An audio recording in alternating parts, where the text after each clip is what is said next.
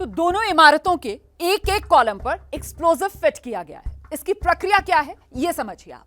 सबसे पहले कॉलम में ड्रिल करके एक होल बनाया जाता है। ये ड्रिल मशीन के जरिए ये जो कॉलम है इसमें होल बनाया जाता है और फिर होल में सबसे पहले तो विस्फोटक भरा जाता है। देखिए विस्फोटक भरा जाता है, इसके बाद इसी होल के अंदर डेटोनेटर डाल दिया जाता है और अगर फिर जगह बचती है तो उसमें फिर से जो विस्फोटक है वो भर दिया जाता है। इसके बाद ये जो होल है इसको बंद करने के लिए बाहर से कैप लगा दी जाती है। इस पूरी प्रक्रिया को कैपिंग की प्रक्रिया बोलते हैं, जिससे ये होल का मुंह बंद कर दिया जाता है।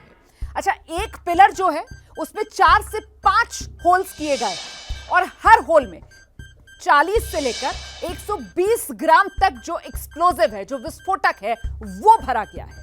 यही प्रक्रिया सारे पिलर्स में अपनाई गई है और दोनों इमारतों में कुल मिलाकर 9642 होल्स हैं, जिसमें विस्फोटक भर दिया गया है, डेटोनेटर्स लगा दिए गए हैं। और आइए अब मैं आपको इस इमारत से बाहर लेकर चलती हूं। तो अब हम ट्विन टावर के ठीक सामने आकर खड़े हो गए हैं, जहां से ये जो ब्लास्ट की प्रक्रिया है इसको अंजाम दिया जाएगा। अब जो शुरुआती 4 सेकंड है उसमें होगा क्या? प्राइमरी फ्लोर पर ब्लास्ट किया जाएगा। प्राइमरी फ्लोर यानी जिसमें ये पूरा काले रंग का कपड़ा बंधा हुआ आप देख रहे हैं, यही प्राइमरी फ्लोर है और इस फ्लोर में 100% कॉलम्स पर विस्फोटक जो है वो लगाया गया है। और जिसमें आपको ये आधा बंधा हुआ कपड़ा दिख रहा है, ये है सेकेंडरी फ्लोर।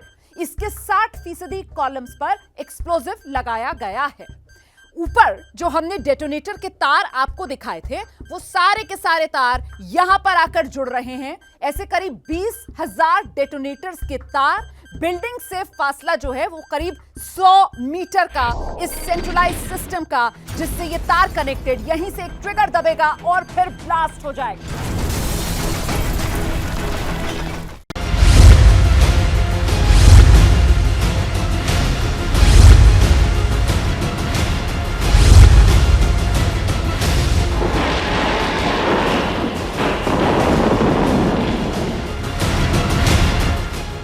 नोएडा की भ्रष्टाचार की इमारत गिरने का काउंटडाउन शुरू हो चुका है।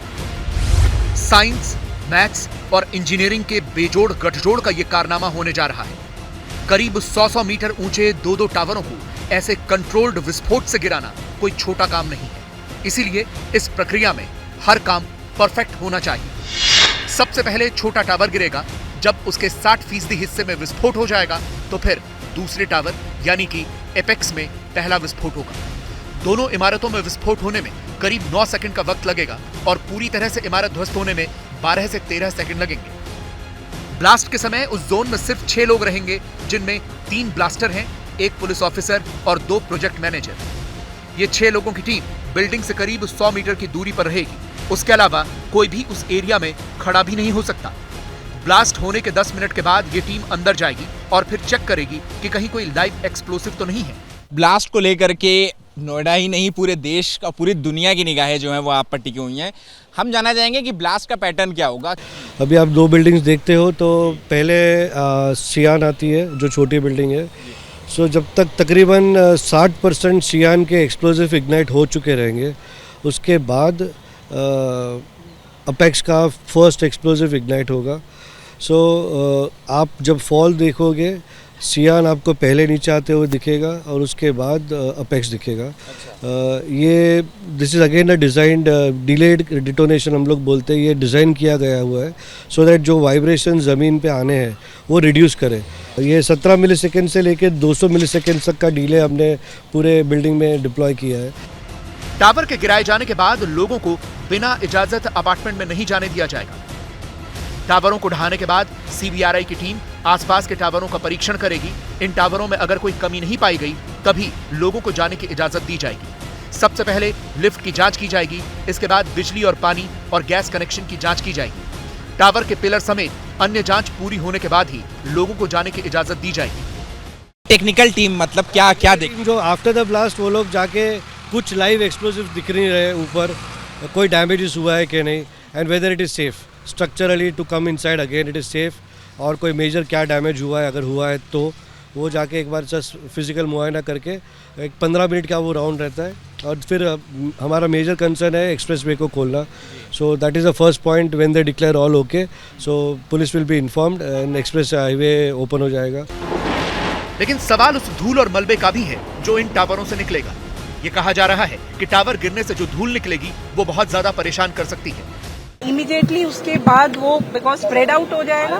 वाटर टैंकर्स, स्मोक गन्स यहाँ पे अथॉरिटी की तरफ से लगाए जा रहे हैं। मैकेनिकल स्वीपिंग मशीन्स रहेंगी। पूरा सैनिटेशन स्टाफ जो एडिक्वेट होगा इस एरिया की क्लीनिंग के लिए वो नोएडा अथॉरिटी द्वारा लगाया जा रहा है। तो इम्पैक्ट तो होगा ही, लेकिन जो भी रहेगा उसको मिनिमाइज किया जा रहा है। अनुमान है कि 50 से 80 हजार टन मलबा यहाँ से निकल सकता है, जिसे पूरी तरह से हटने में कम से कम 3 महीने का समय लग सकता है। कितना टाइम लगेगा आप लोगों को ये डिब्रीज हटाने में, ये मलबा हटाने में? अप्रॉक्सीमेट 3 महीना is what we estimate, but it all depends हमको कैसे काम करने मिलता है। हमने सोसाइटी से ऑलरेडी बात कर चुके हैं, जितना उनका सपोर्ट हमको रहेगा, बिकॉज परेशानी रहेगी, आवाज़ की परेशानी 100% रहेगी। सो उनका सपोर्ट होगा तो हम जितना जल्दी कर सके। जैसे ही घड़ी का काटा दोपहर 2:30 पे आए, बबीता जी का दिल सास बहू साजिश के लिए मचल जाए। और ये है इनकी बहू, पूरे दिन ऑफिस की टेंशन हो जाए गॉन जब ये करें अपना फेवरेट शो फ्री टाइम पे ऑन। इनकी तरह आप भी देखें अपना फेवरेट शो अपने टाइम पर और डाउनलोड कीजिए ABP लाइव ऐप अपने स्मार्ट टीवी पर।